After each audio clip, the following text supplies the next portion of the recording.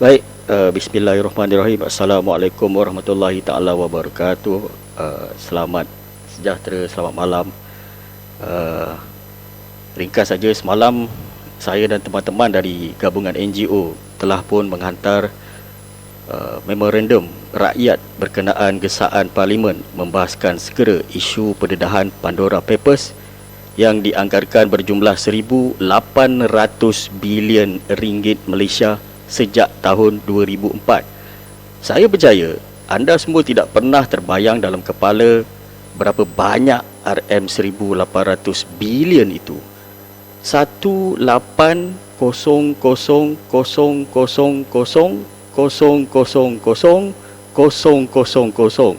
Berapa punya banyak kosong? Ada 11 kosong. 1,8,011 kali. Boleh bayang tak berapa banyak jumlah duit dalam fikiran anda? Saya tak boleh nak bayangkan apa benda kita boleh beli dengan nilai sebanyak itu. Masih ramai yang takut untuk bercakap tentang isu Pandora Papers kerana mungkin kita sendiri tidak faham ataupun tidak merasai beban yang ditanggung dengan bocornya wang keluar negara. Mungkin ada juga saudara-saudara di kampung yang tidak tahu ataupun tidak faham berkenaan Pandora Papers ini.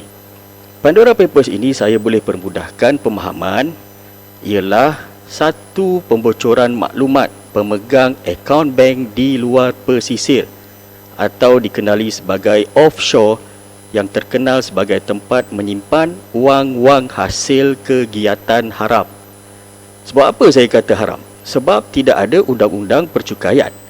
Jika ada pun, ia sangat longgar dan bank tersebut memberi jaminan perlindungan maklumat penyimpan akaun yang ketat. Kalau bank biasa, bank akan bayar dividen kepada kita. Bank pesisir ini, penyimpan yang akan bayar charge kepada pihak bank. Itu antaranya lah yang saya boleh sedikit beri analogi ataupun contoh.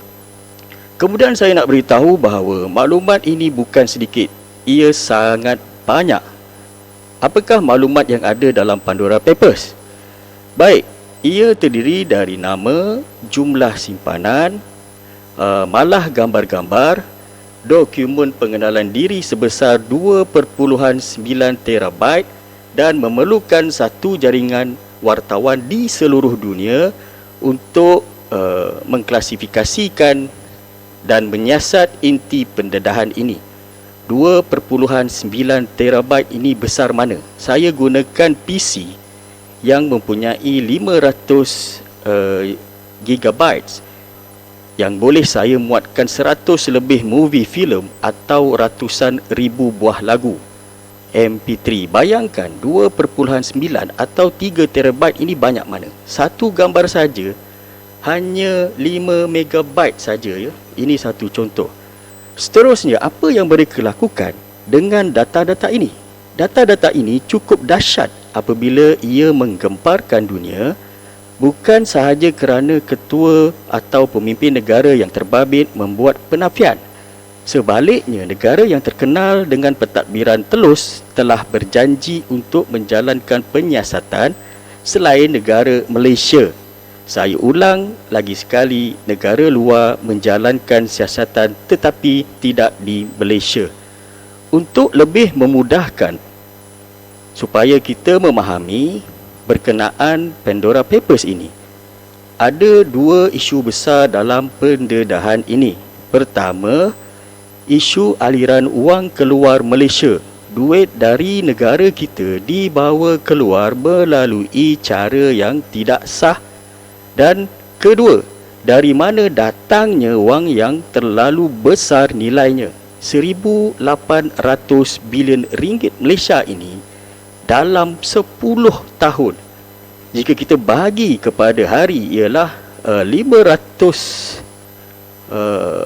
juta ringgit Malaysia, dan jika dibahagikan kepada jam ialah 20.8 juta ringgit Malaysia, dan setiap minit 347,200 lebih ringgit Malaysia, dan setiap saat duit yang dibawa keluar adalah sebanyak RM5,787 Malaysia. Itu analogi mudah. Wajar sebagai sebuah negara yang ingin menjadi sebuah negara yang membersihkan nama pemimpin negara agar dipercayai rakyat. Apatah lagi bila yang terparit merupakan Menteri Kewangan dan Presiden kepada parti yang memerintah. Seharusnya apa yang kita perlu buat selaku rakyat Malaysia, kita mahu tahu kebenaran cerita ini. Sejauh mana kebenarannya, tapi desakan demi desakan untuk bahas isu ini dalam parlimen ditolak mentah-mentah. Sedangkan parlimen ini adalah tempat dan peluang terbaik untuk kita berbincang berkenaan laporan Pandora Papers ini. Negara lain dah buat, ada yang letak jawatan pun, bukannya susah. Jika ada cadangan untuk menubuhkan Suruhanjaya Diraja ataupun mekanisme lain bagi merungkai dan membersihkan nama Malaysia. Mana maruah kita apabila negara kita dihina dan diletakkan dalam ranking nombor 5 dunia, negara yang paling besar dalam penyelewengan yang didedahkan Pandora Papers. Kalau ikut pendapatan per kapita rakyat Malaysia, kita jadi nombor 1 dunia. Mana suara-suara pemimpin negara, wakil-wakil Dewan Rakyat, mana suara puak-puak agama, mana suara-suara pejuang bangsa, semuanya senyap. Saya teringat ketika pembangkang mendesak isu 1MDB agar dibincangkan di parlimen sekitar tahun 2014, majoriti menteri dan rakyat gelakkan saudara Anwar Ibrahim. Semua kata beliau menipu. Satu dunia tahu skandal 1MDB antara salah satu skandal kleptokrasi yang paling besar dalam sejarah dunia. Sekarang ini pun saudara Anwar Ibrahim masih tegas dan berprinsip membawa pendedahan Pandora Papers. Ketika itu, penyokong kerajaan begitu sinis dan mempertahankan bos mereka sebelum masing-masing lari setelah pendedahan skandal 1MDB meletup. Semasa saudara Anwar Ibrahim mendedahkan skandal 1MDB, mantan Perdana Menteri cakap Anwar ni penipu. Masa tu Tun sayang kepada Najib, siap tolong Najib dan angkat jadi Perdana Menteri lagi. Sekarang walaupun dah bertahun, dialah pula yang tak habis-habis duk ratib 1MDB ini sampailah hari ini, sampai ke sudah kononnya dialah yang terpaling bersih. Jadi fikirkan saudara-saudara sekalian, Malaysia tidak dilihat sebagai sebuah negara yang serius untuk menjawab pendedahan Pandora Papers. 3 kali usul ketua pembangkang ditolak oleh speaker dan timbalan speaker Dewan Rakyat. Saya lihat speaker ini betul-betul mempertahankan puak-puak haram jadah. Speaker ini dilihat sebagai alat kepada pemimpin yang rasuah dan gila kuasa. Speaker ternyata gagal dan sangat memalukan. Perilaku jijik dan hina sebagai manusia. Saudara sekalian, selagi isu seperti ini tidak ditangani, yakinlah Malaysia akan dilihat sebagai sebuah negara yang tidak serius untuk menangani rasuah.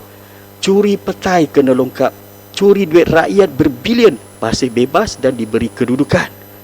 Jika dituduh pun masih boleh lepas dan bebas. Inilah Malaysia. Bila penyamun jadi gila kuasa, mereka akan berebut siapakah penyamun yang paling handal. Contohnya di Melaka. Ada dengar mereka sebut demi kepentingan rakyat. Jauh sekali untuk bantu rakyat. Sikit pun tak ada. Yang ada cuma berebut kuasa. Nak jadi ketua menteri, nak dapat projek untuk kroni. Ini betul-betul celaka, tuan-tuan. Baik, kembali kepada isu Pandora Papers ini. Kita amat malang apabila Malaysia telah disenaraikan dalam kategori kelabu dalam senarai negara-negara yang tidak bekerjasama dengan Kesatuan Eropah bagi tujuan percukaian. Ini ialah kali pertama Malaysia masuk senarai ini dalam sejarah. Maksudnya apa? Maksudnya negara luar sudah tidak percaya kepada Malaysia. Siapa yang percaya? Mereka yang jadi penyokong puak-puak rakus gila kuasa. Ini kerajaan apa tuan-tuan? Ini kerajaan 69, kerajaan gila kuasa, kerajaan kleptokrat, kerajaan tebuk atap, kerajaan penunggang agama, kerajaan pengkhianat bandar rakyat, kerajaan bodoh, kerajaan scheme of things. Semuanya ada dalam kerajaan kita pada hari ini. Saya ingin nyatakan bukan saja rakyat yang menanggung kesan terbesar ekoran dari corak pemerintahan kerajaan pada hari ini. Malah para pelabur pun tidak berasa yakin untuk memberikan modal atau melabur di dalam negara ini. Sebaliknya cabut lari ke negara jiran. Siapa rugi? Kita. Siapa untung? Mereka yang menjarah merompak wang rakyat. Pada hari ini, pengangguran semakin meningkat dan sangat membimbangkan, dan para pemegang lepasan graduan diploma maupun ijazah terpaksa bawa motor jadi food panda driver, jadi grab driver sambil memikul beban pinjaman PTPTN. Kerja sampai lewat malam demi sesuap nasi. Ada mereka fikir soal ini. Ada pemimpin bimbang hal ini. Mereka ketawa saja. Malah ada yang berlakon memakai baju food panda seolah-olah faham kesusahan rakyat. Pergi jahanam lah. Jadi menteri pun bangang, 1 sen pun tak bagi, 1 sen pun tak guna, dan 1 sen pun tak memberi untung untuk rakyat. Sekarang ni faham tak isu Pandora Papers ini? Tak faham lagi? Baik, saya ringkaskan lagi sekali, sedikit saja. Pandora Papers ini adalah dokumen-dokumen yang mendedahkan kekayaan yang disembunyikan di luar negara. Ia merupakan aktiviti sindiket pengecualian cukai dan aktiviti mencuci duit dari kalangan orang-orang kaya, orang-orang yang berpengaruh di dunia. Faham tak cuci duit? Duit yang diperolehi dari sumber yang tidak sah dan dimasukkan ke dalam akaun luar pesisir itu tadi, dan lakukan pengaburan aktiviti untuk pemindahan secara sah. Mudah kan? Dari mana datangnya data tersebut, dan maksudnya dari mana data itu diperolehi? Data atau maklumat Pandora Papers itu datangnya dari mana? Ini satu persoalan. Data tersebut diperoleh oleh International Consortium of Investigative Journalists atau ringkasannya ICIJ di Washington DC, yang telah bekerjasama dengan lebih 140 buah organisasi media serta melibatkan 600 orang wartawan dari 117 buah negara hampir seluruh dunia. Pendedahan Pandora Papers merangkumi 6.4 juta dokumen, hampir 3 juta gambar, lebih dari 1 juta email dan hampir setengah juta spreadsheet, termasuklah di Facebook, WhatsApp dan sebagainya. Ingat lagi tak ketika Pandora Papers ini didedahkan, Facebook, Instagram dan WhatsApp down selama beberapa jam. Saya ingat saya selama 6 ke 7 jam. Mungkinlah ada hubung kait dengan isu ini. Selain itu juga, ia melibatkan 14 sumber yang dipercayai yang diperoleh oleh agensi media dalam satu pendedahan yang paling mengejutkan. Selain tokoh-tokoh politik, ahli-ahli perniagaan dari Malaysia, antara yang didedahkan oleh Pandora Papers adalah bagaimana keluarga pemerintah Qatar berjaya mengelak cukai sebanyak 18.5 juta pound untuk sebuah rumah di London, King of Jordan, yang didakwa membeli hartanah di United Kingdom dan Amerika Syarikat bernilai 70 juta pound melalui sebuah syarikat rahsia, dan bagaimana keluarga Presiden Kenya Uhuru Kenyatta secara rahsia memiliki rangkaian syarikat luar pesisir selama beberapa dekad. Fail-fail tersebut mendedahkan bagaimana orang yang paling berkuasa di dunia, termasuk lebih dari 330 orang ahli politik dari 90 negara, menggunakan syarikat luar pesisir untuk menyembunyikan kekayaan mereka. Contohnya Laxmi Kumar dari kumpulan pemikir Global Financial Integrity Amerika Syarikat menjelaskan bahawa orang-orang ini mampu menyalurkan dan menyedot wang serta menyembunyikannya melalui syarikat tanpa nama. Penubuhan syarikat luar pesisir atau offshore ini dilihat untuk mengaburi mata umum dalam menyembunyikan aset serta lubuk untuk mencuci duit.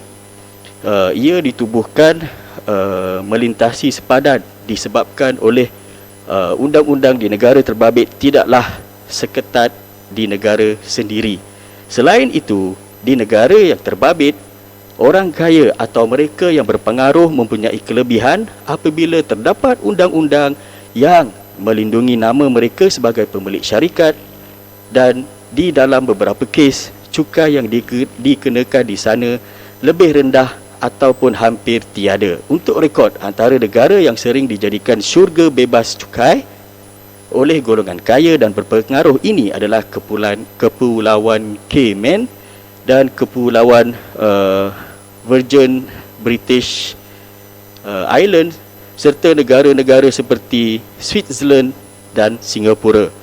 Dan untuk pengetahuan saudara-saudara sekalian, selain daripada menjadi tumpuan golongan kaya di rantau ASEAN, Singapura adalah antara 5 negara teratas di dunia yang menyalurkan dana ke negara-negara dengan rejim cukai yang rendah ataupun tiada yang dikenakan cukai sama sekali, seperti Luxembourg, Cyprus dan Jersey serta Caribbean, seperti Kepulauan British yang saya sebutkan tadi, Virgin Island, Bermuda dan Bahamas. Itulah mengapa harga barangan berjenama di sana jauh lebih murah. Baik, berkenaan pendedahan Pandora Papers ini, Malaysia berada di peringkat kelima di dunia dengan RM1,800 bilion.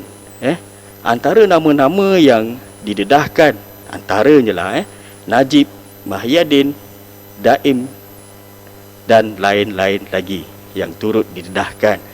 Selain bekas Menteri Wilayah, anak-anak serta anak saudara, anak-anak hampir kesemua bekas Perdana Menteri Malaysia turut terlibat. Bekas ketua-ketua menteri pun ada, dan saya rasa tak perlu untuk saya dedahkan semua nama ini.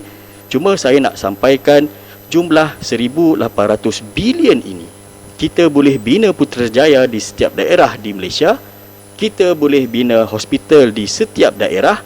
Dengan 1,800 bilion ini juga, kita boleh membina 7,200 buah masjid di Putrajaya, di mana setiap negeri dan wilayah akan mempunyai lebih kurang 423 buah masjid setiap satu. Bermakna kos pembinaan Masjid Putrajaya adalah sekitar RM250 juta. Dan dengan RM1,800 bilion ini, kita mampu membina 268 buah KLCC, di mana setiap negeri dan wilayah dalam Malaysia akan memiliki 16 buah KLCC. Dengan 1,800 bilion itu juga, kita boleh bina 3,585 buah litar seumpama Sepang International Circuit. Kita juga mampu untuk membeli 1,288 buah F-22 Raptor untuk memperkukuhkan Angkatan Tentera Malaysia.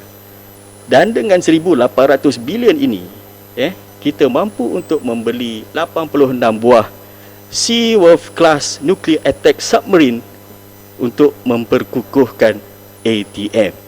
Selain itu, kita juga mampu untuk mengerjakan ibadah haji kepada 81 juta orang yang mengerjakan haji. Dan ada banyak lagi kita boleh beli 180 bilion set nasi ayam, di mana 32 juta rakyat Malaysia boleh makan selama 15 tahun dengan harga nasi ayam sepinggan RM10. Dan kita juga boleh berikan 22 juta unit Toyota Yaris secara percuma dengan harga RM81,000 setiap sebuah kereta. Jika kes 1MDB, kita boleh tumbangkan kerajaan UMNO dan Barisan Nasional. Pandora Papers ini juga mampu menjatuhkan kerajaan, sama ada kerajaan Perikatan Nasional, Barisan Nasional, kerajaan Islam ke, kerajaan Islam PAS ke dan sebagainya.